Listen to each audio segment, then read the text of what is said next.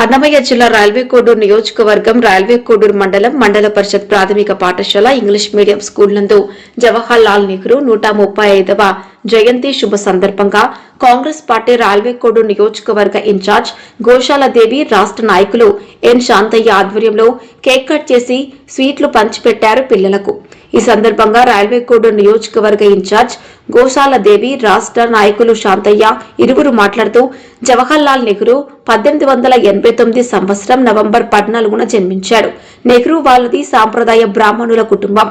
నెహ్రూ తండ్రి మోతీలాల్ నెహ్రూ స్వాతంత్ర భారతదేశానికి తొలి ప్రధానిగా 1947వ సంవత్సరం నుంచి తాను మరణించేదాకా సుమారు 17 సంవత్సరాలు ప్రధానిగా వ్యవహరించారని, చైనాతో కలిసి పంచశీల సూత్రాలను ప్రసాదించారాయన। ప్రధానిగా ఉన్న కాలంలో స్టీలు పరిశ్రమ, పెద్ద పెద్ద కర్మాగారాలు, హైడ్రో ఎలక్ట్రానిక్, తన కూతురు ఇందిరా ప్రియదర్శిని ఇందిరాగాంధీ అంటే చాలా అభిమానం। తాను జైల్లో ఉన్నప్పుడు కూడా ఆమెకు లేఖలు వ్రాసేవారు। వాటిలో ఆయన వ్రాసిన మాటలు ఆయన వ్యక్తిత్వాన్ని తెలియజేస్తాయి।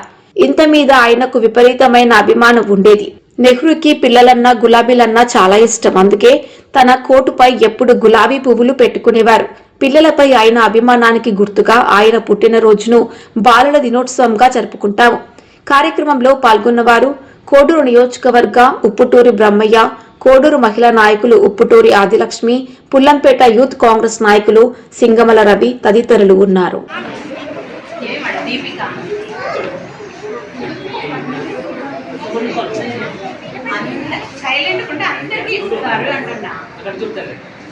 హ్యాపీ బర్త్డే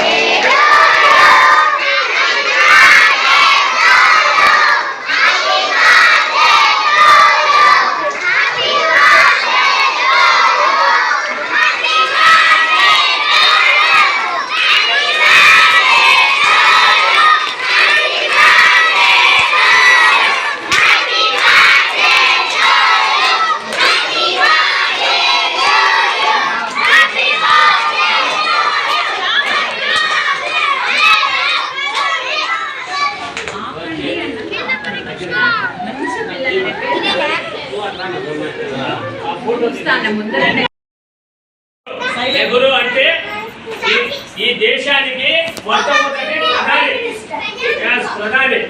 ఆయన బర్త్డే ఎక్కడ జరుపుకుంటారంటే ఈ పిల్లల మధ్య, అంటే పిల్లలంటే ఆయనకు నెహ్రూకు చాలా ఇష్టం। అందుకని ఈ రోజు ఆయన బర్త్డే శుభ సందర్భంగా చిల్డ్రన్స్ డే అంటే ప్రపంచ చిల్డ్రన్స్ డేగా కూడా ఆయన జరుపుకోవడం జరిగినది। ఈ రోజు అన్నమయ్య జిల్లా రైల్వే కోడూరు నియోజకవర్గం కాంగ్రెస్ పార్టీ ఇన్ఛార్జి గోశాల దేవి గారి ఆధ్వర్యంలో ఈరోజు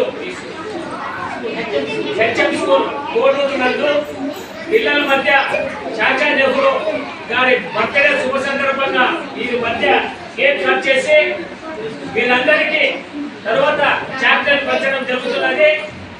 ఈ దేశానికి ప్రధాని అయినారంటే వీరు కూడా